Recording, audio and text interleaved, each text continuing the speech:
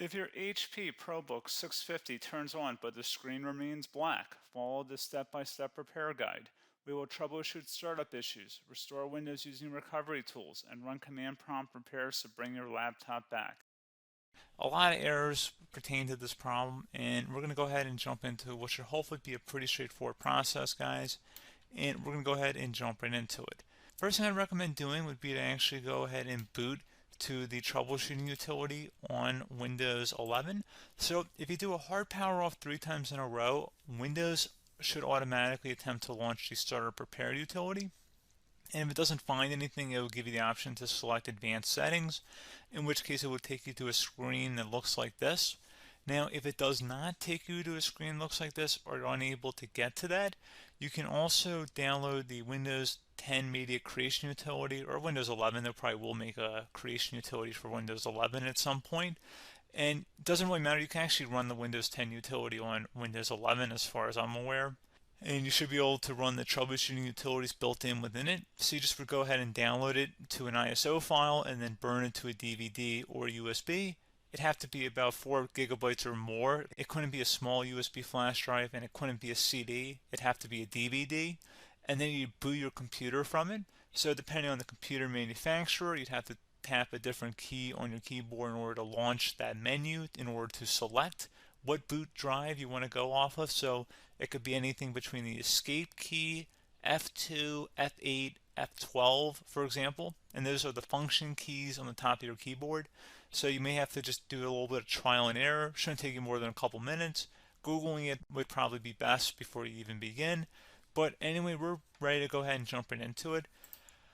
So we're on the choose an option page. So these will look very similar whether you're booting from it directly within Windows itself, or if you're plugged in a USB flash drive with the media creation utility installed and you selected the recovery option. So when you are setting up your Windows 11 installation or Windows 10, depending on the drive you're using, there should be an option to repair your computer in the bottom left corner of the dialog window, one of the first screens that comes up. You go ahead and select that, and then it would take you to a troubleshooting screen like you see here. And you want to go ahead and select troubleshoot, reset your PC, or see advanced options. And then there are going to be a whole bunch of options in here that we're going to explore in today's video. The first one, we're going to actually go underneath advanced options, and then select startup repair, fix problems that keep Windows from loading. So go ahead and select that first.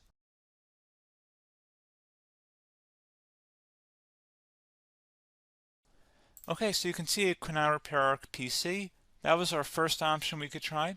Something else, if we go back into advanced options here, and then select troubleshoot, we're going to go underneath advanced options again. You can go ahead and actually access safe mode by selecting startup settings.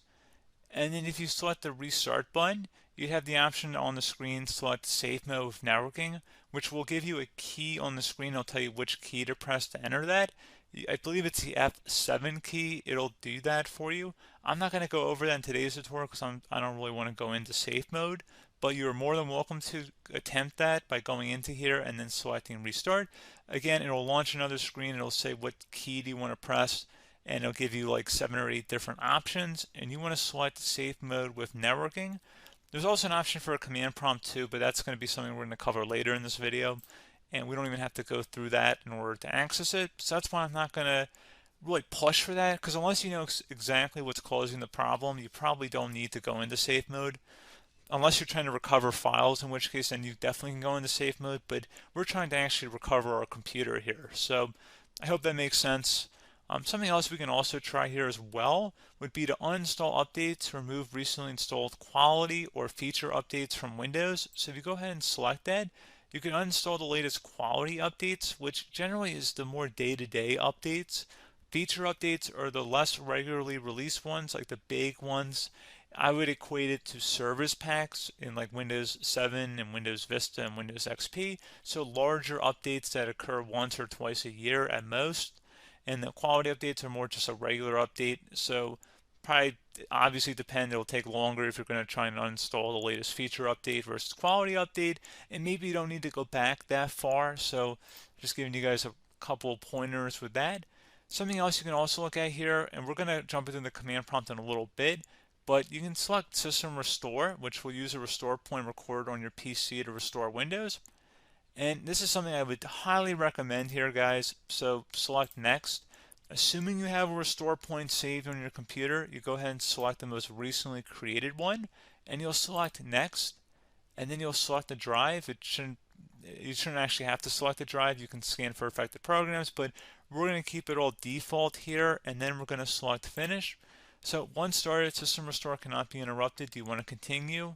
I think we're going to select yes. I don't think we have anything better to do on our computer right now, so just give it a moment here to initialize. It will take a couple minutes to run, obviously depending on how large your hard drive is and how much is saved on the system restore point.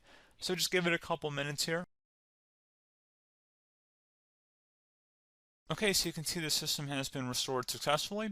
We're going to go over a couple different methods in addition to that if that did not work. So I'm just going to pause the video and we're going to start back on the recovery screen that we started with. Okay, so a couple other things we can try here too. If you go back into troubleshoot, you can select reset your PC while you choose to keep or remove your personal files and then reinstalls Windows. You can select to keep my files, which will remove apps and settings but keeps your personal files. You can also select remove everything, which will remove all of your personal files, apps, and settings. So this is more of a factory reset, the second option here. First option, it should not delete all of your personal files. However, it will pretty much clear most of your programs, and keep in mind, there's no guarantee that your information, number one, is even still available and easily recoverable on your computer to the point that you actually would be able to recover anything. And the second point is that there's always a chance that it won't actually recover and it will just do a factory reset anyway. So there's no guarantee that actually would keep your files anyway. So I would recommend trying to get a recovery tool and backing that up first before selecting it anyway. But again, those are a couple of different options. And then something else you can try here if you go back to the choose an option. Another option, if you go underneath choose an option and select troubleshoot, advanced options, and now select where it says command prompt. Okay, so the first thing we should do is type our main hard drive here. In most cases, it should be the C drive. So you just do a C colon and then hit enter on your keyboard. So once you're underneath the C drive, we're going to type in dir and then hit enter on your keyboard. It should have program files, users, and Windows all in there. That's how you know you're in the right directory.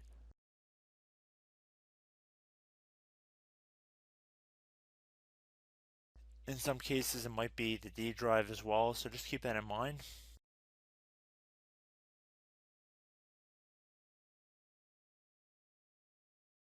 Next thing we're going to do is type in cd space / Windows / system 32 / config, and then you're going to hit enter on your keyboard.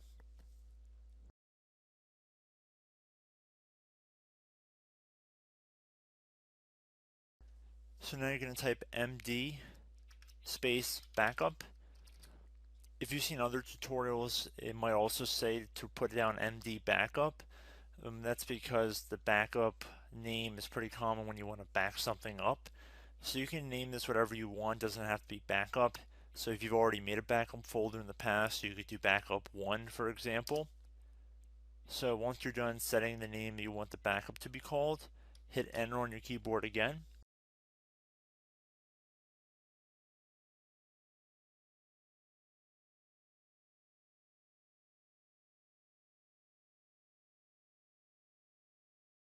At this point you want to type copy, C-O-P-Y, space, then you want to do the star symbol above the 8 key, then do a period or a dot, whatever you want to call it, then another star sign, and then another space, and then type backup, and then hit enter on your keyboard.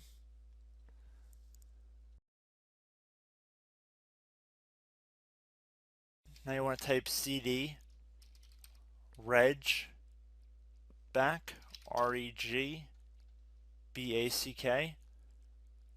and then hit enter on your keyboard. So now that we are under the reg back, so now you want to type dir again, and then hit enter.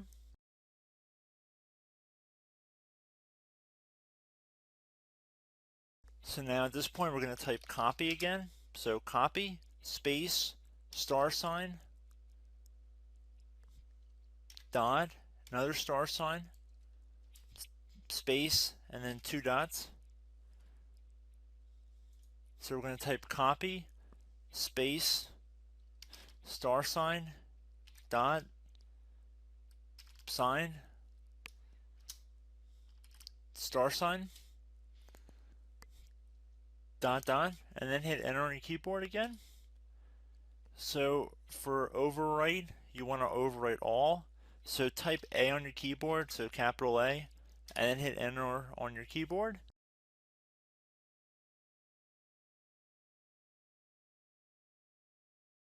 So at this point, you should be good to go. You can close out of the command prompt window, and if you accidentally continue to Windows 10, you should be all set. So I hope one of these 3 or 4 different methods we went through in this tutorial helped you guys out.